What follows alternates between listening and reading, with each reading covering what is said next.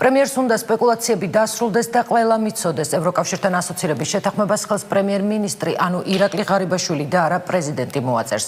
ეს იყო ღარიბაშვილის პირველი განცხადება მას შემდეგ, რაც ამ თემაზე დიდი აურზაური დაიწყო. თავად პრეზიდენტი მისი გარემოცვა, ასევე არასამთავრობო ორგანიზაციების ერთი ნაწილი მიიჩნევს, რომ ეს პრეზიდენტის პრეროგატივაა. თუმცა თამაშგარეთ დარჩენილი გიორგი მარგველაშვილი, როგორც ჩანს, გაჯიუტებას აღარ აპირებს. ახლა პრეზიდენტის ადმინისტრაცია იმის გარკვევას ელოდება, იქნება თუ არა მარგველაშვილი დელეგაციაში მაინც. რამდენიმე წუთის წინ პრეზიდენტის ადმინისტრაციამ ამ თემაზე საგაგებო განცხადებაც გააკეთა. მირიან გორგოძე მუშაობდა თემაზე. მირიან, შეიძლება ითქვას თუ არა, რომ დღევანდელმა განცხადებებმა კიდევ უფრო დაძაბა ეს დაპირისპირება.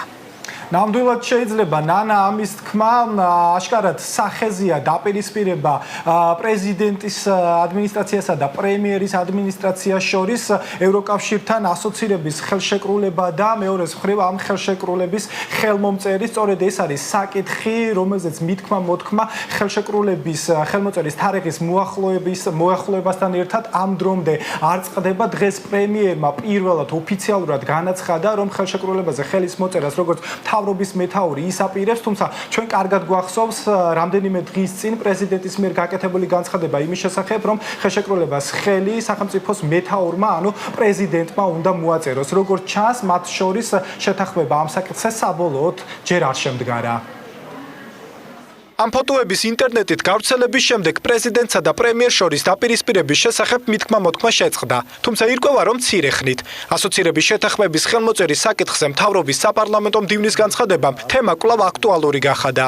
მას შემდეგ, რაც პრეზიდენტი მოაწერს ხელშეკრულებას ხელს, ის ვერ შეიძენს მანამ იურიდიულ ძალას, სანამ არ მოხდება მთავრობის მიერ აღნიშნული აქტის კონტრასიგნირება. აქედან გამომდინარე, ცოტა გაუგებარი იქნება საერთაშორისო ასპარეზზე განმარტებები იმის თაობაზე, რომ პრეზიდენტის მიერ ხელმოწერილი აქტს არ აქვს იურიდიული ძალა, სანამ მას არ მოაწერს ხელს პრემიერ-მინისტრი.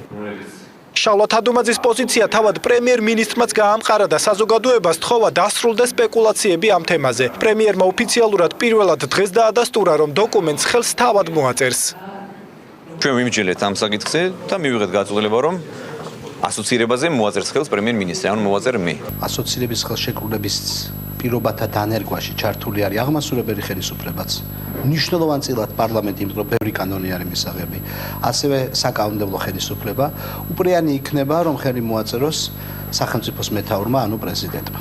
ამასთან ერთად იმასაც ხაზი გაუშვი, რომ ამ თემაზე გამოდავებას არ ვაპირებ. საქართველოს კონსტიტუციის 73 მუხლის აქვე პუნქტით საერთაშორისო ხელშეკრულებებსა და შეთანხმებებს საქართველოს პრეზიდენტი აწერს ხელს. პრეზიდენტივე აწარმოებს მოლაპარაკებას უცხოეთის სახელმწიფოებთან. კონსტიტუციონალისტების განმარტებით სამართლებრივად დოკუმენტზე ხელმოწერა პრეზიდენტსაც შეუძლია და პრემიერსაც.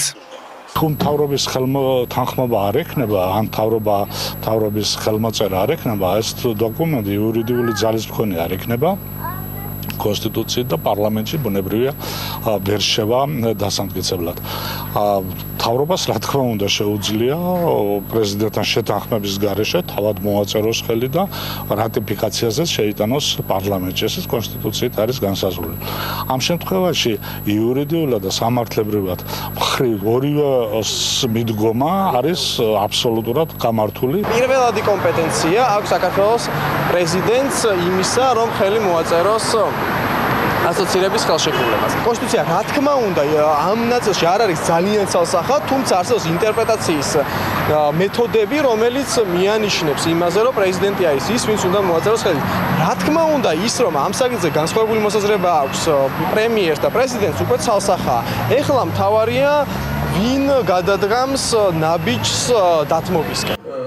ევროპული კვლევების ცენტრის ხელმძღვანელი კახა გოგოლაშვილი მიიჩნევს, რომ თავად შეთანხმება და მისი დადებითი მხარეები უფრო მნიშვნელოვანია, ვიდრე ხელმომწერები. ეს ყველაფერი შესათანხმებელია ევროკავშირთან, ჩემის აზრით, რო არ მოხდეს ესეთი რამ, რომ ჩვენი მხრიდან დაждდება პრეზიდენტი ხელმოსაწერად იმის შეთანხმების და იქიდან მხრიდან თქვა საგარეო საქმეთა მინისტრები იქნებიან, ხო? ეს თითქოს საქართველოს რაღაც ცოტა დააკნინებს საქართველოს ინსტიტუტების მნიშვნელობას ამ შემთხვევაში.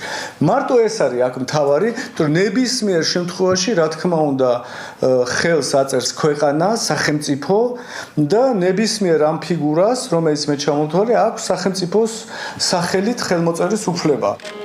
ევროპასთან ასოცირების შეთანხმებას ხელი 27 ივნისს ბრიუსელში მოეწერება.